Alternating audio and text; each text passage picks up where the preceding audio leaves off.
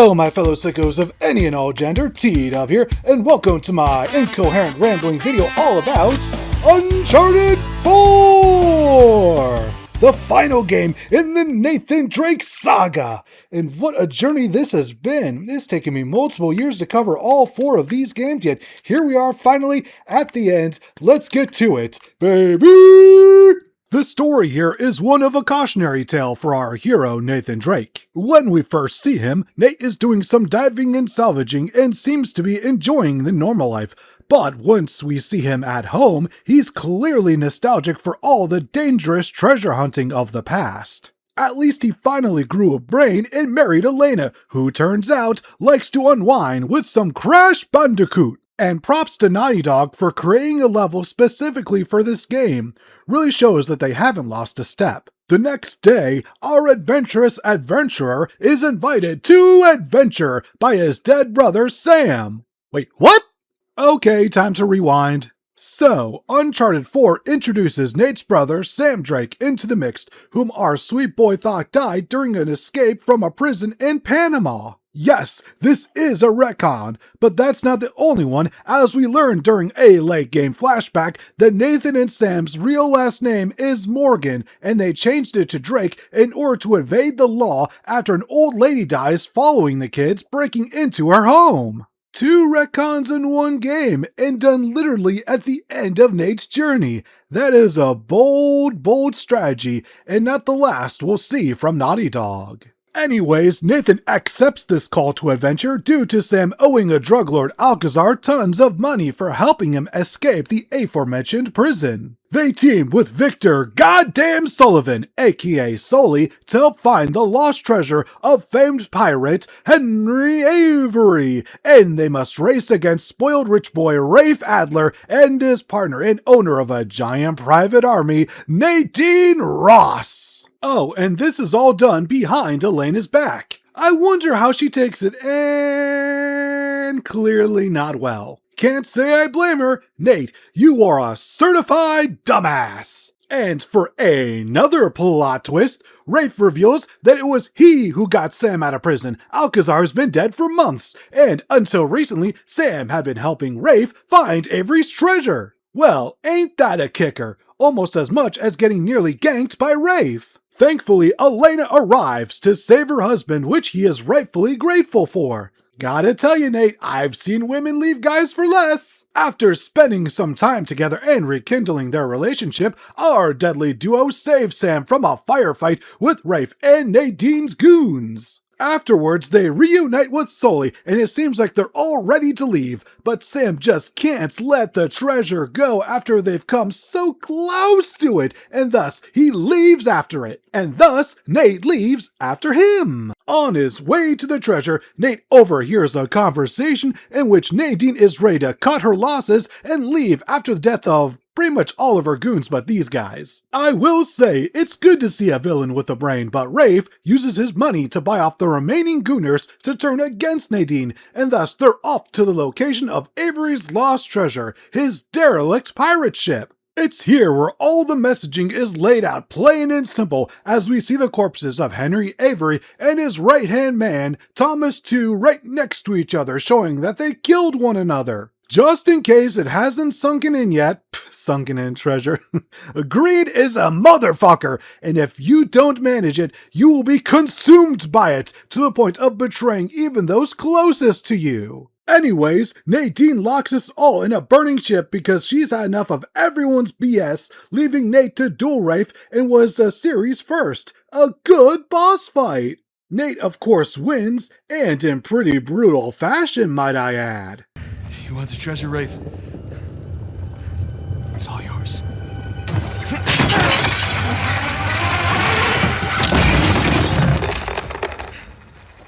This leads to Los Hermanos Drake to make their escape. In one final scene of the 4 adventurers together, Nate and Elena say goodbye to their treasure hunting life, while Sully and Sam continue onwards with it. From there, we see that Elena and Nate buy the salvaging company Nate works for to continue treasure hunting in a more legal and safe manner. And then we fast forward into the future, where we play as Nate and Elena's daughter, Cassie, as she wanders around a really nice beachside home to discover a cabinet filled with mementos from her parents' past adventures, which leads to them eventually filling her in on said journeys. And that is how the 4-part saga of Nathan Drake draws to a close. Overall, this story was much, much better than 3's. For one, it doesn't immediately have Nate and Elena separated romantically, but instead geographically, because deep down, Nate has a hard time ignoring the call to adventure. And as dumb as his decision making can be, I think we can all admit to doing some really dumb things in our lives. I mean, hell, I'll probably still be doing dumb stuff in the future. It's called being human. And seeing a character making really idiotic choices can be relatable. After all, can you recall every decision in your life being the perfect one? If so, then congrats, you're among the very few. The one gripe I do have with the story is how little Elena is in it. She's in the game for a bit at the beginning and then for a few hours at the end. For a vast majority of the game, it's Nate and Sam, and I understand they really needed to sell Sam as being Nate's brother, and unlike the other two major characters who joined Nate, Sam was a brand new creation. For what it's worth, I think they did a pretty good job at that. It's still a bit weird that Nate spent years of his life with Elena and didn't even mention Sam once to her, but at least that did give us this moment. You tell me you stumble upon yet another archaeological gold mine, and somehow you manage to walk away with nothing. Yeah, well, it's a story of my life, I guess. But, you know, I managed to grab a few trinkets here and there. Paid off the car, the house, engagement ring, I'm married. I can't believe... Elena from the stories, that's my wife. You gotta come meet her. Tonight, dinner. At my place. You're coming to dinner. I can tell her all about you. Shit, I gotta tell her all about you.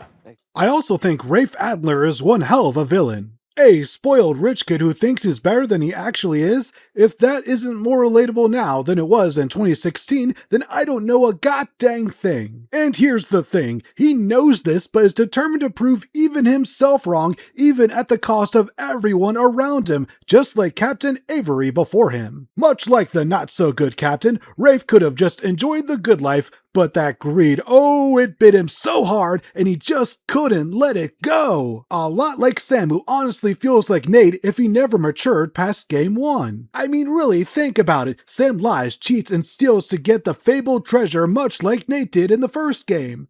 Both Sam and Rafe serve as dark reflections on what could have happened to Nate had he not found the family which kept him on the right track. Well, this got a bit introspective. Anyways, Uncharted 4's plot rules. Hell of an ending for Nathan Drake's epic journey, and easily the game I enjoyed the most since the first game. In fact, let's go back to live action where I rank all 4 of Nate's games. Alright, let's talk about all 4 of these games. Where do I rank all of them? Well, coming in 4th place is none other than Uncharted 3! Yeah, I don't think that's a surprise to anyone who saw my video on that.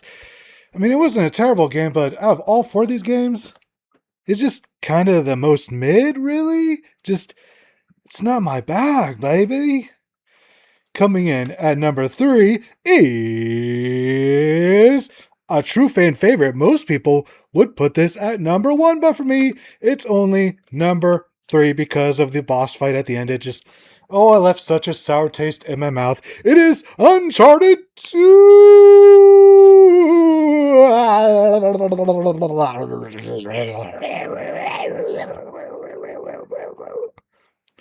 Yeah, it was overall, kind of better than 1, but once again, the final boss fight just... and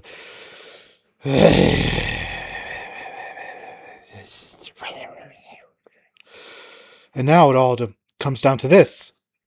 Number 1, what is the greatest Uncharted game? Because whatever I choose will be number 1. Whatever I don't choose will be number 2. So, number 1 between Uncharted 1 and Uncharted 4 is...